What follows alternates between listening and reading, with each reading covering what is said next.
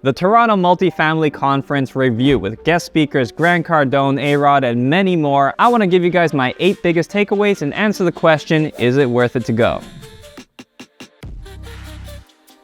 What's going on, everybody? My name is Andrew, and today we're going to talk about the Multifamily Conference. If you didn't go to it or wondering what it was all about, I'm going to give you some of my takeaways and some of the things I learned from guest speakers and talk to you guys about what it all means. And if you stick around to the end of the video, I'll be able to share with you some very exclusive information we got from the VIP room from Grant Cardone himself. The first takeaway I have here is that networking is a form of marketing. And people talk all the time about how network is your net worth and all kinds of other things. But in truth, actually, if you're putting yourself out there, people will know you. They always say how real estate is actually a small community. If you're putting yourself out there, people will know you. Now, the second takeaway I got here was again from Corey McKinnon, where he talks about insider information, where in stocks it can get you thrown in jail, but in real estate, this is going to be where you make tons of money. When people want to pitch commercial real estate deals, the good ones, they happen through phone calls and through private email lists. The people who are active get the first no into commercial real estate. And this doesn't just apply to deal sourcing, this applies to all kinds of things like mortgage rates. If you have insider information as to whether or not things are going to go up, go down, it's going to give you a competitive advantage. Or if you have an inside scoop on, let's say, city planning, some kind of development, where's the city spending money? You can buy real estate in those areas or start to invest or improve things where your properties are if there's additional money coming in. The third takeaway comes from Marcin Draws. Now, he breaks things down into 3 simple words, which is be, do, have. You look at becoming who it is that you're looking up to, and then you need to do what is needed, and then you get to have what it is you want. Now, the fourth takeaway I have also comes from Marcin,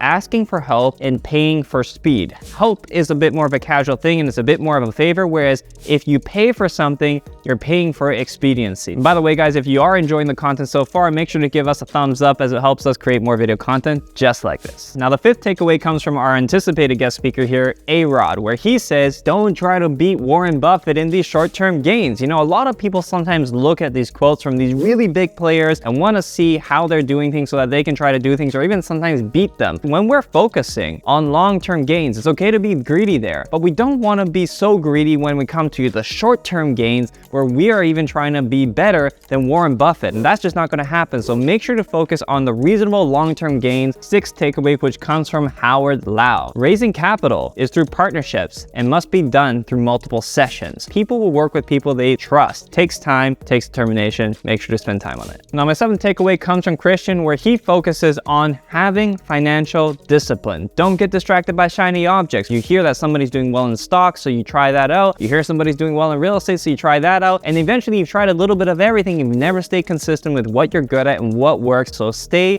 financially disciplined and focused. And the eighth takeaway here is going to be from the one we've all been waiting to hear from, Grant Cardone. The first takeaway he gave us was that work-life balance doesn't exist until you reach your financial goals. The second thing Grant Cardone says is that the more time you spend thinking about something, the more likely it is that it's going to break down your confidence. And this is where if people make more fast decisions, they often end out on top. Now, the third takeaway, which I thought was the most profound, this was huge for me. It came from the VIP room. Somebody asked the question, Grant, you want to double your portfolio in the next period of time. What is it that you're going to do next in order to make that happen? And he answered, the better question is not what should I be doing next? The better question is what shouldn't I be doing next? We are can-do people. We want to go out there and say, oh yeah, I can do this, I can do that, I can handle all kinds of things. But really the problem with most of us isn't that we can't find the next thing to do. It's what should we stop doing to allow for the mental bandwidth, to allow for the brain power for us to really do